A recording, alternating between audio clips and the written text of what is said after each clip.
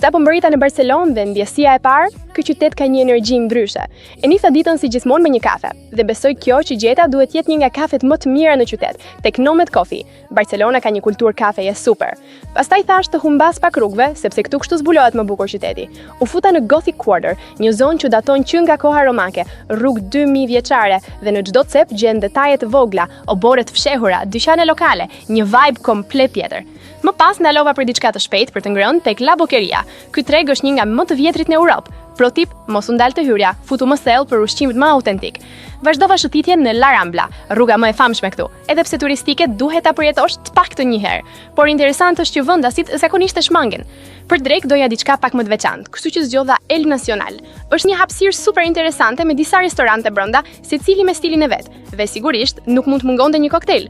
Shkova tek Paradiso, një bar i fshehur pas dere frigoriferi, po seriozisht, dhe është ndër më të mirët në botë. E mbylla ditën tek Barceloneta Beach me perëndimin përballë. Fun fact, ky plazh është krijuar për lojrat olimpike të 1992-shit, nuk ka qenë gjithmonë kështu.